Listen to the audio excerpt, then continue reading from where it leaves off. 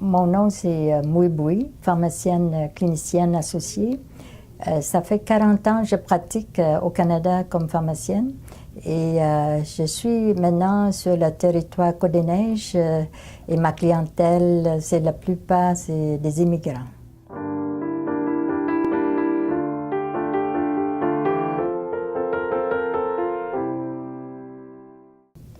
Elles sont très discrètes à propos de leur traitement et parce qu'ils confient tous les détails, les informations à leur médecin traitant.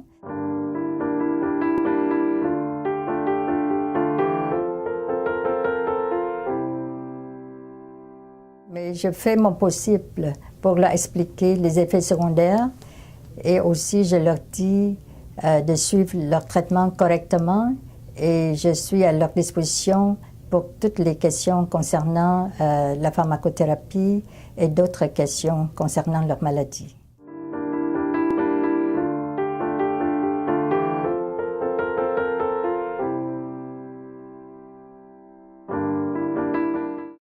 Une approche directe, quand je reçois la prescription, ou une approche indirecte, je peux organiser des journées santé à la pharmacie et les invitant à y participer. Et aussi, on fait souvent conjointement avec les médecins et les dentistes des journées annuelles pour la communauté.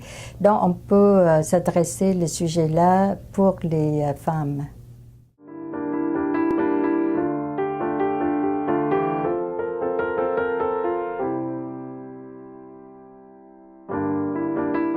Oui, elles me parlent de leurs craintes quand dans leur famille proche ou des amis ou une connaissance qui sont décédés à cause de cette maladie.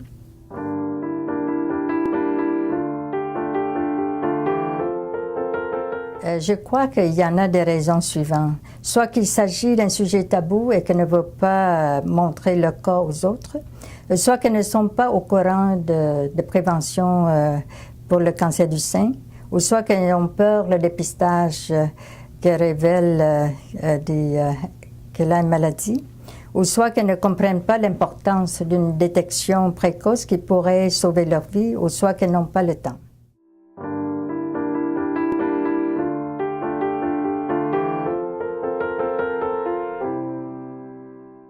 C'est souvent, ils cachent leur maladie pour ne pas affecter leur relation d'affaires ou personnelle.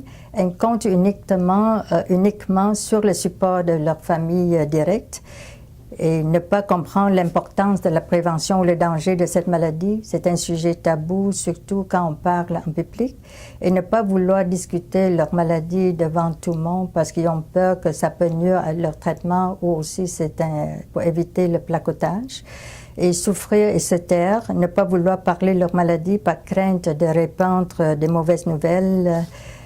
Ça peut affecter les entourages et chercher soi-même des informations au sujet de maladie et ne pas vouloir déranger les proches pour ne pas les inquiéter.